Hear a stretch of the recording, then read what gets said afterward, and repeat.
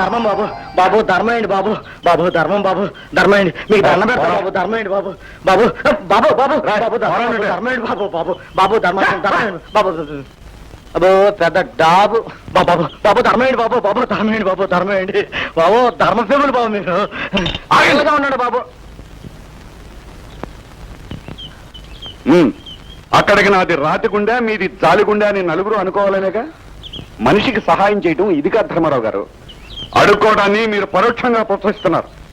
ఎరా దుక్కలాగా ఉన్నావు, పనిచేసి పట్టలే. కుంటాను కదా బాబు, నాకు కొడతారు బాబు పని.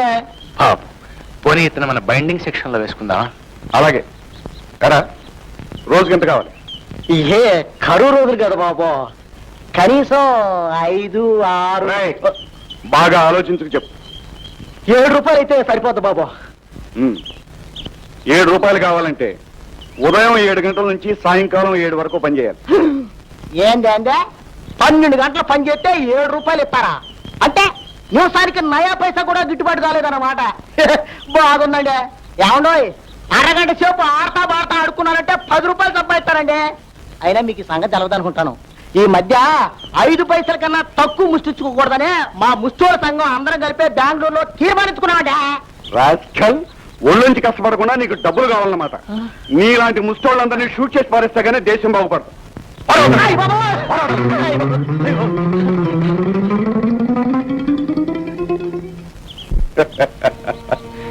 ధర్మారావు గారు దయాధర్మాల గురించి గొప్పగా చెప్తారే, చూశారా లోకం పోకడా.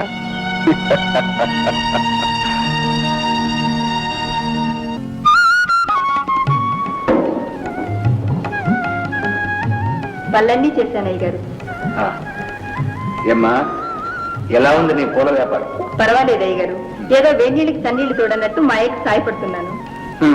ఇక్కడ కూడా పనిచేస్తున్నావు కదా, నా దగ్గర కూడా ఏమైనా తీసుకోమ్మా అంటే ఏమీ తీసుకో. అలా అనకండి అయ్య గారు, మీ వంటి వారికి సేవ చేయడమే నా భాగ్యం. వస్తానయ్య గారు. మంచిది.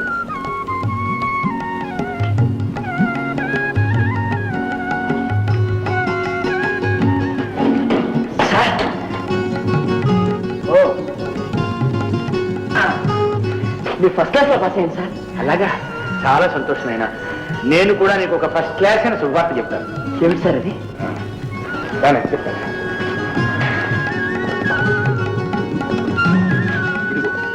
ఇండియన్ పోలీస్ సర్వీస్ నుంచి నీకు ఇంటర్వ్యూ కార్డు వచ్చింది. నేను తప్పకుండా సెలెక్ట్ అవుతాను సార్. ఇవాళ సెలెక్ట్ కావటం కాదు నాయనా, ట్రైనింగ్ పూర్తి చేయాలి, ఉద్యోగంలో చేరాలి, నీతికి నిజాయితీకి ప్రతిరూపంగా నిలబడి పేరు ప్రఖ్యాతులు సంపాదించుకోవాలి. అప్పుడు నైనా నాకు ఆనందం.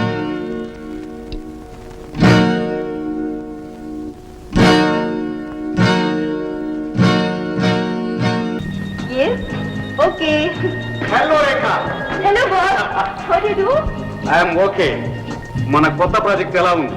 మోస్ట్ ఫ్లరిషింగ్, బ్రహ్మాండంగా సాగుతుంది. మనీ మనీ మనీ, అంత డబ్బే. నాకు తెలుసు. I'm always successful.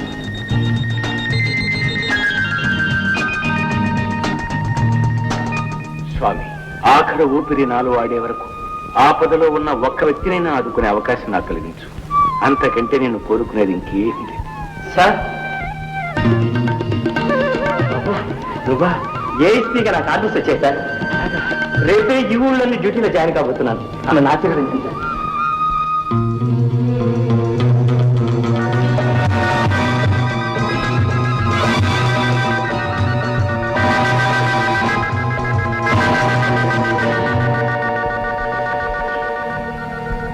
ఏమిటి సార్ ఆలోచిస్తున్నారు?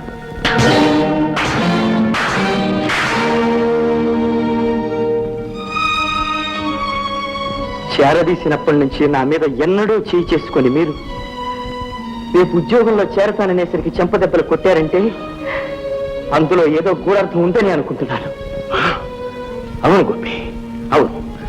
నువ్వు పోలీస్ అధికారి అయ్యావని తెలియగానే కర్తవ్య నిర్వహణలో రేపు నీకు అనుక్షణం ఎదురయ్యే సమస్యలన్నీ వరుసగా నా కళ్ళ ముందు కనిపించాయి.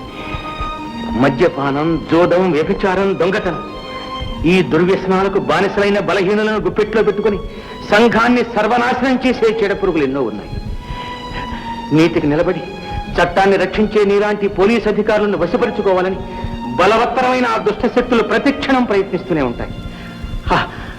ఆ తలంపే నేను తట్టుకోలేకపోయాను ఆయన. అర్థమైంది సార్, మీ ఉద్దేశం పూర్తిగా అర్థమైంది. ఈనాడు మీరు కొట్టిన చెంపదెబ్బలన్నీ నా జీవితాంతం గుర్తుపెట్టుకుంటాను. ఎలాంటి విషమ పరిస్థితులు వచ్చినా వాటికి లొంగిపోనని, ప్రజాసేవ కోసం నా ప్రాణాలే ధారపోస్తానని మీకు నేను మాటిస్తున్నాను. సార్,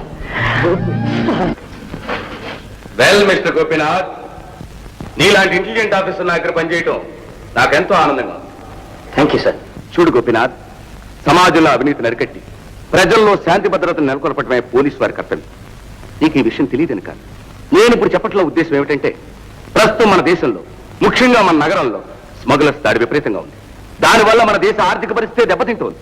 ఈ దేశద్రోహుల్ని ఎప్పటికప్పుడు ఎక్కడికక్కడ పట్టి చట్టానికి అప్పగిస్తున్నా ఏదో ఒక మాయోపాయంతో అవతారాలు మార్చుకుంటూ పోలీసు వారి కళ్ళు కప్పడానికి ప్రయత్నిస్తూనే ఉన్నా. వీళ్ళప్పుడు మనుషులు కాదు, సంఘాన్ని పట్టి పీడించే దెయ్యాలు. బై నీకు దెయ్యాలంటే నమ్మకం ఉందా? లేదు సార్. నాకు లేదు, కానీ నేను చూశాను. మీరు చూసారా? ఎస్, నేనే నా కళ్ళారా చూశాను. నా ఉద్దేశంలో దెయ్యాలన్నవి లేనే లేవు సార్. కేవలం అది మనుషుల భ్రమ. మొదట్లో నేను అలాగే అనుకున్నాను.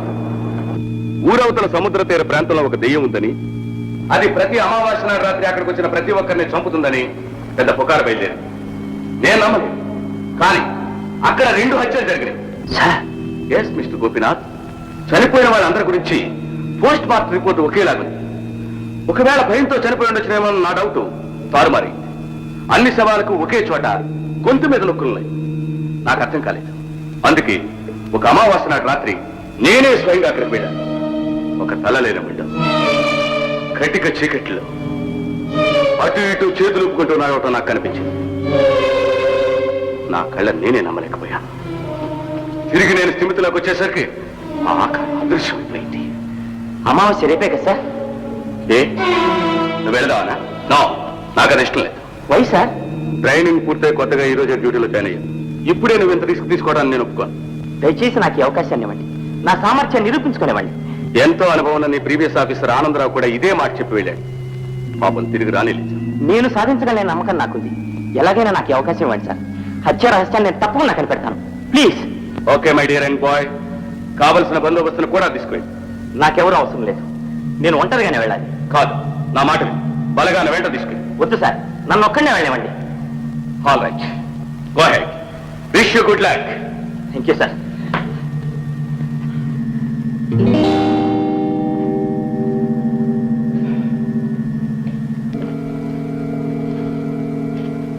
హలో.